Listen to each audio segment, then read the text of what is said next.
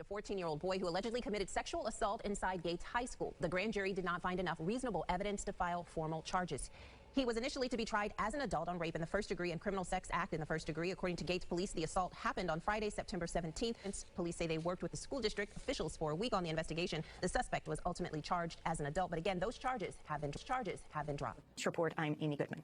We begin today's show with a shocking story about a Texas teenager who was accused of public lewdness and removed from her high school after she reported being raped in the band room at her school. It's Henderson High School in East Texas. Her rapist was punished by being sent to a disciplinary school. She was too. An admitted rapist to probation in Niagara County. The 20-year-old defendant pleading guilty to sexually assaulting 4 teenage girls. The judge said prison time would have been inappropriate. Here's Elwin Lopez. Tonight, outrage in New York after a judge ruled a man who pleaded guilty to sex crimes against 4 teenage girls, including rape and sexual assault, should not serve a single day in prison. I agonize. I'm not ashamed to say that I actually prayed over what is the appropriate sentence in this case. Christopher Belcher assaulted 2 15-year-olds and 2 16-year-olds in his family's home in Western New York. A man convicted of repeatedly raping a woman and 2 young girls and sentenced to life in prison could be cleared of those charges as he faces a new trial. James Bowie was convicted in 2007 of the attacks that happened on Delaware Street in Grand Rapids in 2001. DNA linked him to the crime. He was already in prison in Ionia County for a separate rape there. The Michigan Court of Appeals is throwing out the conviction from 2007. They say at the trial, 2 witnesses testified over a video conference system, and the court says that violated Bowie's right to confront witnesses against him. We have a right to confront witnesses, which clearly he does. The question is, did the parties agree to this procedure beforehand? And they did. Pleading guilty to rape, the 20-year-old told his victims, quote, "My bad." The Massachusetts teen getting 2 years probation instead of prison time. ABC's Lindsay Janice is here with the latest on that. Good morning, Lindsay. Good morning, Amy. David Becker won't spend a single day behind bars, and if he follows the rules of his probation, he won't have a criminal record. According to police documents, in April, 2 of Becker's female classmates each told investigators they were sleeping after a house party and each woke up to the 18-year-old assaulting them separately. In an interview with police, Becker allegedly denied having any contact with one of the alleged victims and said that when the other didn't protest, he thought it was okay. The former El Paso police officer convicted of rape will not serve any time behind bars. Instead, it is 10 years probation for William Alexander. He was seen crying in the courtroom today. A jury gave Alexander 10 years in prison, but the judge suspended that sentence. Yesterday, the same jury found Alexander guilty of raping a woman he first met while responding to a call 2 years ago.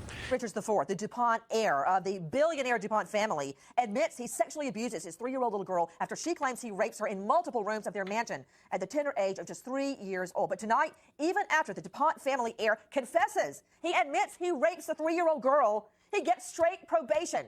The judge, Judge Jan Jordan, says the 6'4", 280-pound Hulk, quote, wouldn't fare well in jail. Well, you know what, Judge Jordan? You need to be thrown off the bench. A confessed rapist has received probation because the judge determined it would be inappropriate to send him to prison. Christopher Belcher Jr. pled guilty to 3rd-degree rape and attempted 1st-degree sexual abuse, along with 2 counts of 2nd-degree sexual abuse. He sexually assaulted 4 teenage girls, yet Judge Matthew J. Murphy III placed Belcher on probation for... Shafiq Sheikh is a convicted rapist, but this former doctor won't be sleeping in a prison cell tonight. The headline read, "Former Baylor doctor oversedates patient and rapes her and gets 10 years probation." The message is disturbing. Sheikh was found guilty last week of raping a woman back in 2013. She testified she was sedated and tethered to machines when he came to her room 3 times, first fondling her, then raping her. She says she tried to call for help, but he had disabled the call button to the nurse's station. There was outrage across Montana last week when a Lewistown man convicted of sexual assault of a child was sentenced to probation and released back into the community. Jason Terrones pleaded guilty to sexually assaulting a 5-year-old. Already been convicted of assaulting patients, has been arrested on a rape charge in November. Neurologist Ricardo Cruciani admitted to having sexually assaulted 7 patients while working at Philadelphia's Drexel University. He accepted a plea deal and was released on probation. Now word he was arrested here in New York yesterday, charged with 1st-degree rape. This man should have never been out to begin with. He should have been in jail. And instead, he received home detention for rape and criminal deviant conduct. Her ex-husband was convicted of raping her, but he got no jail time. Now he's back in handcuffs, accused of secretly recording people in a grocery store restroom. Back in October, 24-year-old Jacob Anderson pled no contest to the charge of unlawful restraint, which is a 3rd-degree felony in the state of Texas. But today, 19th District Court Judge Ralph Strother accepted a plea deal that will allow the former Baylor fraternity president to avoid going to jail. No. The victim told the court that Anderson took her to a secluded area behind a tent near the frat house and violently and repeatedly raped her. She also said, "I had no control over my body and no way to stop him. He dumped me face down in the dirt and left me there to die. Me face down in the dirt and left me there to die." An Oklahoma man will only spend 15 years on probation after pleading guilty to violently raping and sodomizing a 13-year-old girl at a church camp. Court records show Benjamin Petty negotiated a guilty plea to first-degree rape, sodomy, and rape by instrumentation. Petty attacked the girl in 2016 at the Falls Creek church camp where he worked as a cook. He tied a rope around the girl's wrist, raped her, and physically threatened her. Now 3 men accused of gang raping an 18-year-old in Cunit will serve only 4 years of probation. A grand jury originally indicted the group on felony rape charges. Lou Hugh soccer club coach from St. Charles County was sentenced to 5 years probation for molesting a 16-year-old player in St. Louis County. Hugh Pat McVie pleaded guilty to 1 count of statutory rape second degree, 2 counts of statutory sodomy in the second degree. A mailman is sentenced for sexually assaulting a former coworker. According to the Connecticut Post on Friday, 31-year-old Dennis Wang got a suspended 2-year term. Then he's got 2 years probation after that. Wang pleaded guilty to assaulting a woman that he worked with in November. In South Carolina, this man charged with 2 sexual assaults pleads guilty to lesser crimes and goes home without serving time in prison. I need you to tell me that you're guilty of committing assault and battery in the first degree. The alleged victim's family is outraged. He completely violated me. And so for him to be charged with something that doesn't even fit the crime, that just makes no sense to me. It looks like he received an award for bad behavior. Prosecutors in Bramberg County, South Carolina say Bowen Turner, 16 years old at the time, sexually assaulted his classmate Dallas Stoller in April of 2018, while Turner was arrested and charged with first-degree criminal sexual conduct. He had a house arrest GPS monitor. His attorneys requested for that GPS monitor to be removed in April of 2019. The court agreed. In 2019, while he was out on bond, another alleged assault of then 16-year-old Chloe Bess at a party in Orangeburg County. He was arrested again. How did they let this happen? They were in charge and supposed to be watching over him. Turner was charged with first-degree criminal sexual assault. He then forced her to the ground, and, Your Honor, a sexual assault took place at that time. People angry. Tonight, a mother says her worst fears have come true. A former Spring ISD school teacher who she says constantly molested her 2 young daughters while in the 3rd grade at Eagle Elementary will avoid jail time. Danilo Martinez accepted a plea deal for 1 count of indecency with a child after several other child sex abuse charges were dropped. Devin Clark reports from outside the Harris County District Attorney's Office.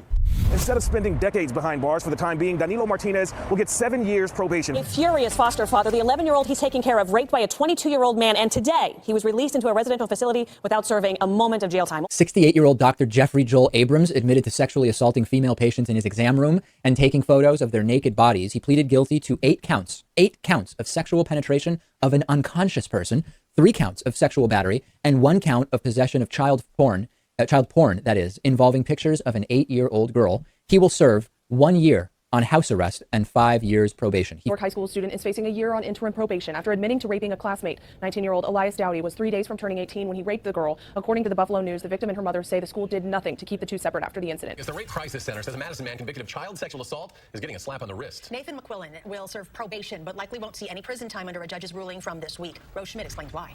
The judge imposed and stayed Nathan McQuillan's 3-year prison sentence, which basically means he won't be locked up unless he seriously violates his probation. That leaves police and survivor advocates asking why there wasn't a harsher punishment. Also tonight, a former doctor in Niagara Falls will not spend any time in jail for having sexual contact with a teenage patient, but he will have to register now as a sex offender. Robert Bull got 6 years of probation from City Court Judge James Faso after his guilty plea back in July to attempted 3rd-degree criminal sexual act. It happened during an after-hours medical appointment at the Golisano Center for Community Health in March. A Burlington County man accused of sexually assaulting a teenage waitress at his wedding reception is sentenced to probation. Matthew Amers pleaded guilty Thursday to indecent exposure, disorderly conduct, and simple assault. Under terms of the plea agreement, a judge in Pennsylvania sentenced Amers to 6 years probation. The more serious charges of indecent assault, imprisonment of a minor, and harassment were all dropped. A New Mexico foster parent convicted on 6 counts of rape. 64-year-old Manuel Preciado was arrested in 2015 after his 16-year-old foster son came forward saying he raped and molested him while he was staying in his Tucumcari home. Preciado took a plea deal and faced up to 6 years behind bars. Today in court, his attorneys argue the level of abuse was taken out of context and worried for the well-being of Preciado's wife if he were to be sent to prison. Judge Lewis McDonald sentenced him to time served and probation.